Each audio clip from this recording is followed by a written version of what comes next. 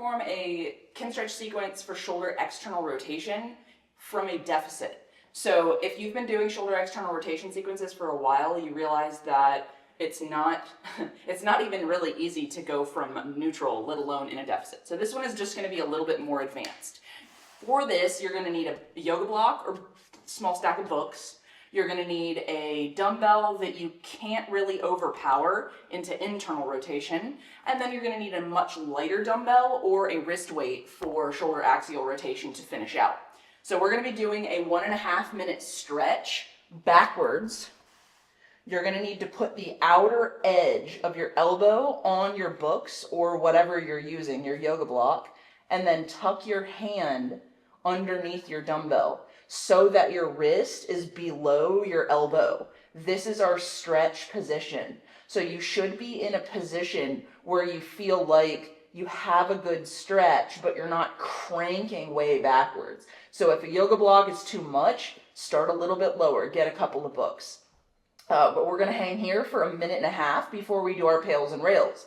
Our pails and rails, you're going to need a weight of a dumbbell that you can't just like roar and easily overpower it. You need a weight of a dumbbell that you can push against, but not just have it fly up.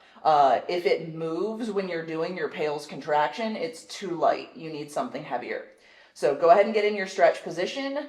We're going to get ready to go in 3, 2, 1, and begin your stretch. So we're just hanging here for 1.5 minutes. Because we're in a deficit, it's going to take a lot longer for your shoulder to just be okay hanging out back here. In a perfect world, we would all have super heavy wrist weights and we wouldn't have to fiddle with a dumbbell at all. But, you know, whatever, it's fine.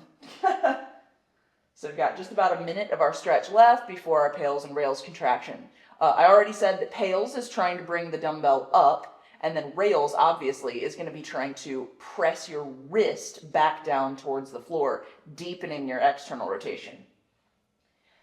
So we're just going to keep hanging out, take a couple of deep breaths. If you want to deepen the stretch a little bit, now that we're about halfway through, you can also sort of rotate your body away from your arm and get just a little bit more horizontal abduction with it too.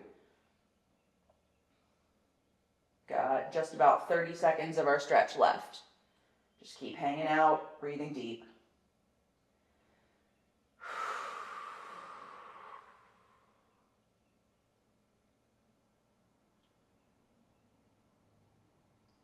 "15 seconds. So get your head wrapped around this pails contraction. You're trying to press up as though you were going to internally rotate and not actually move, but you're pushing against the dumbbell. In 3, 2, 1, and push.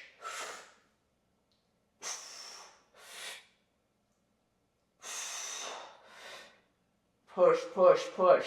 Oh! I dropped my timer. Keep going. 10, 7, 4, 3, 2, 1, and go into rails. Deepen your external rotation. Try to press your wrist down to the floor. Almost try to get your hand to get away from the dumbbell. Go, go, go, go. Keep going. 10, 7, 3, 2, 1, and relax. Rest here for just a second. Just remind yourself that this is a safe position to be in. We should be able to externally rotate this far, I promise. So the next component of our sequence is going to be eccentrics. So the shoulder external rotation eccentrics. If you're using the right dumbbell, you can just stay with the dumbbell that you're on. The movement is going to look like this. You're going to roll over, reach across, pick your hand and the dumbbell up, let it go, and then slowly lower it back to the floor. So if you feel like whatever you used for your pails and rails was too much for this, drop it down just a little. But you shouldn't it shouldn't be so light that it's taking you 30 seconds to get back down to the floor. It should be something that is overpowering you pretty readily. We're going to do 5 eccentrics, just like that. So lift it up. This will be 1. Lower slow. Remember, 5 to 8 count. 2, 3, 4, 5, 6, 8. Here's 2. Reset, and 1, 2, 3, 4, 6, 7, 8. Here's 3.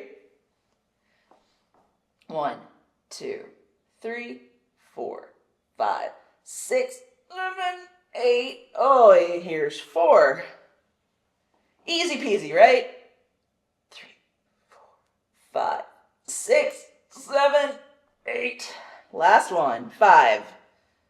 And 1, 2, 3, 4, 5, 6, 7, 8. Okay, you can ditch your heavy dumbbell now and grab a much lighter dumbbell, or you can use a light ankle weight or wrist weight, something like that. I'm just going to use my little dinky 2-pound dumbbell because that's probably what's going to feel the best.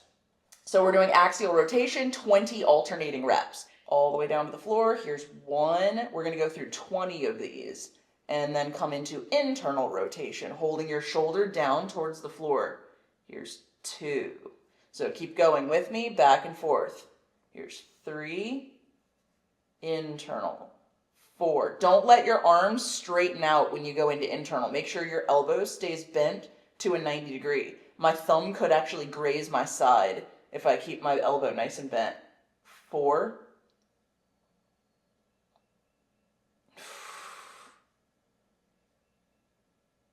6.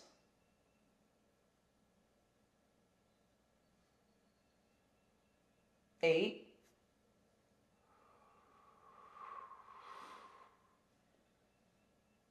10. We're halfway.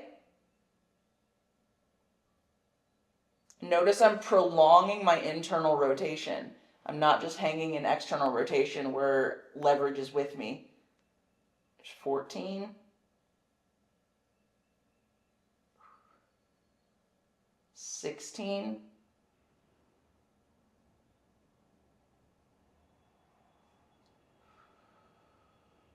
18. Last one.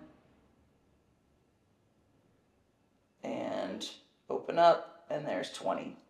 That is our unilateral shoulder external rotation kin stretch sequence.